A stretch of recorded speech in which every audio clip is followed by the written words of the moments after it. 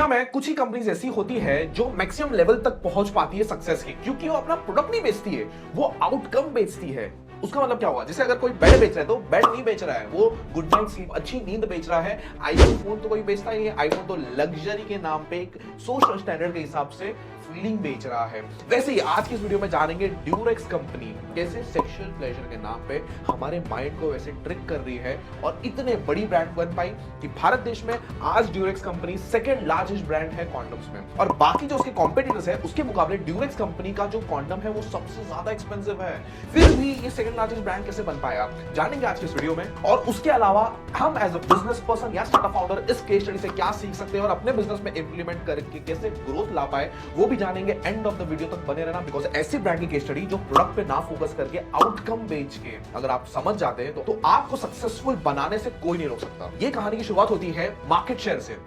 Condom का जो market है भारत देश में वो तकरीबन 1800 करोड़ है। मतलब धीरे धीरे बहुत तेजी से बढ़ रहा है, क्योंकि इतना कम इसलिए है क्योंकि पहले के लोग कॉन्डम्स यूज करने में इतना बिलीव नहीं करते थे। जैसे 1980s में एड्स उस दौरान बहुत तेजी से फैलने लगा था, ये बीमारी को पकड़ के ड्यूरेक्स ने पूरा बेनिफिट उठाया। आज जो कॉन्डम के ब्रांड्स है भारत देश में वो है मैनफोर्स, सबसे पहली ब्रांड है जो 34% मार्केट शेयर रखता है। सेकंड है ड्यूरेक्स जो 14% मार्केट शेयर रखता है। उसके बाद आता है कामासूत्रा जो 13.7 मार्केट शेयर रखता है अप्रोक्सीमेटली, और स्कोर और मूड्स बाकी के मार्केट शेयर होल्ड करते हैं। तो सवाल हमारे मन में ये आ रहा है कि ये कंपनीज कैसे हमारे माइंड को ट्रिक कर पाती है और इतनी बड़ी ब्रांड बन जाती है।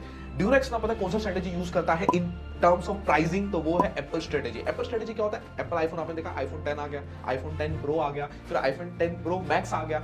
कुछ ना कुछ छोटा मोटा अपग्रेडेशन लाता है आईफोन और महंगे 40 से 50% का प्राइस हाई कर देता है और बेचता है। सेम ड्यूरेक्स करता है। इवन जो ड्यूरेक्स के पैकेट्स आते हैं ना वो भी एप्पल आईफोन के इसी स्ट्रेटेजी के ऊपर बेस्ड है। जो ड्यूरेक्स का एक्स्ट्रा थिन कॉन्डम है वो 245 रुपीस का आता है। उसके बाद ड्यूरेक्स का एक सुपर अल्ट्रा थिन कॉन्डम आता है, वो सीधा 440 रुपए का, और उसके बाद एक्स्ट्रा टाइम कॉन्डम आता है 735 रुपए का।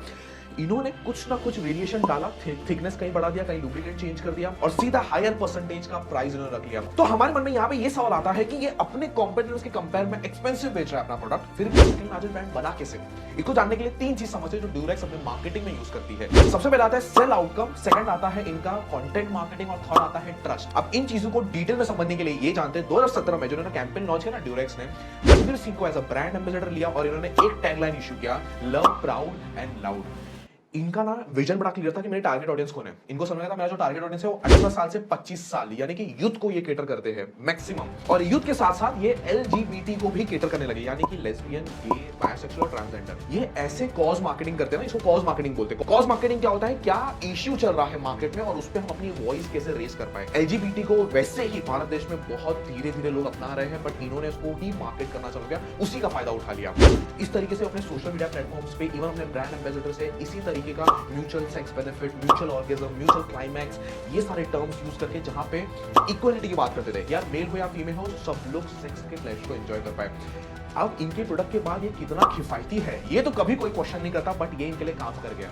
और जैसे ये मार्केट ही वैसी है ना, अगर किसी के लिए काम नहीं करेगा कोई आपके मार्केट में चिल्लाएगा नहीं कि यार ये मेरे लिए काम ही नहीं किया, ये तो म्यूचुअल फंड में को पहुंचाया ही नहीं, कोई बोलेगा ही नहीं। तो ये बड़ा ही माइंड के इस तरीके से वो ट्रिक करते थे और ये वन ऑफ द कारण है जिसे ये अपनी प्रोडक्ट को लग्जरी प्राइस पे बेच पाते थे, कि ये आउटकम पे बहुत एग्रेसिव फोकस करते थे। सेकंड इनका content marketing. One of the top influencers Bharat देश के स्वरा भास्कर हो गए, सुशांत दिवाकर हो गए, ऐसे बहुत सारे इन्फ्लुएंसर्स के साथ ना ये टाइप करके रखते थे जिनका ऑडियंस बच्चे ही होते थे, बच्चे यानी कि 18 साल से लेकर 25 साल की उम्र तक के ऑडियंस, और वहां पे ये सेफ सेक्स प्रमोट करते थे कि यार सेफ सेक्स करो। स्टार्टिंग में जो इनकी ऑडियंस होती है ना उनको सेक्स के बारे में बड़ा कम नॉलेज होता है, तो ये अपने हर सोशल मीडिया पे कहीं भी डायरेक्ट बोलते नहीं कि हमारा प्रोडक्ट बहुत अच्छा है, हमारा स्पेसिफिकेशंस बहुत अच्छा है, एक्स्ट्रा थिन, अल्ट्रा थिन ना।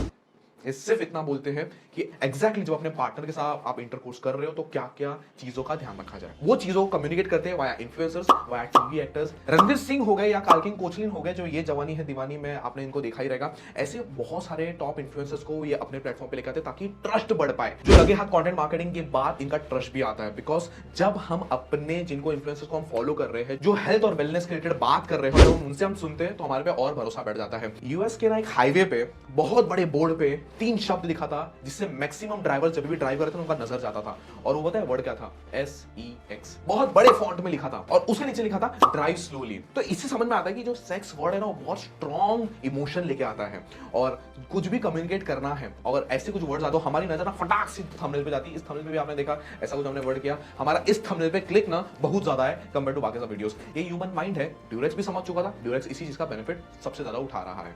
इसके साथ साथ ना ड्यूरेक्स हमने ऐसी फर्स्ट क्वांटम कंपनी बनी जो 1953 में पहली बार इलेक्ट्रॉनिक टेस्टेड लेके आई, मतलब इलेक्ट्रॉनिक से ये अपनी प्रोडक्ट को टेस्ट करते हैं और लिखते भी अपने ब्रांड में कि ये 100% इलेक्ट्रॉनिक टेस्टेड। और उसके बाद 1970 में पहली क्वांटम कंपनी बनी जो एडवर्टाइज खुल के कर रही है, जो बेसिकली ऑर्गेजम पे हो गया, म्यूचुअल क्लाइमेक्स पे हो गया, या लव हार्ड एंड लाउड हो गया, ऐसे कैंपेन्स इन्होंने शुरुआत कर दी और उसके सारे ब्रांड्स खुल के क्वांटम को प्रमोट करने लगे। 1996 में पहली ऐसी क्वांटम कंपनी है जो अपनी खुद की वेबसाइट इन्होंने लॉन्च किया, क्योंकि मैक्सिमम क्वांटम कंपनीज ना हमेशा अपनी चीजों को बोलने में हेजिटेट करते थे।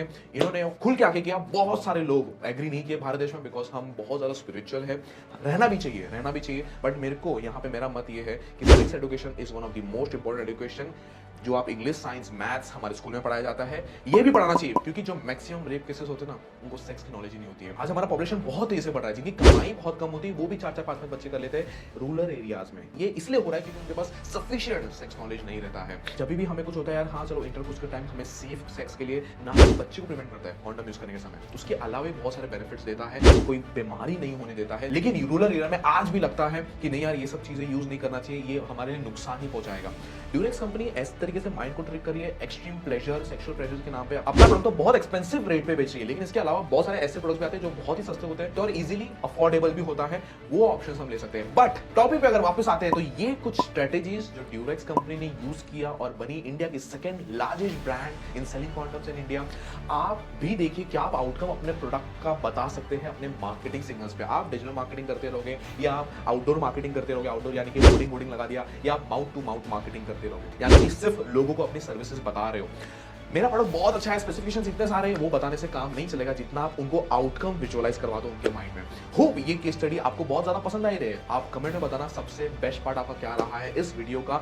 वीडियो को अगर आपको पसंद आ रहा है तो लाइक का बटन जरूर दबाना, एक जन को तो जरूर शेयर करना जिसको इस वीडियो से वैल्यू मिले, बिकॉज तभी हम जो इतना मेहनत करते हैं, हमारी टीम इतना मेहनत करती है कंटेंट बनाने में, आप उस तरीके से सपोर्ट कर सकते हो। सब्सक्राइब का बटन दबा दो यार फटाक से, और बेल बटन दबाना बिल्कुल भी मत भूलना ताकि आपको कोई भी नोटिफिकेशन मिस ना कर जाओ। मिलते हैं अगले पावरफुल वीडियो में, तब तक के लिए ध्यान रखें।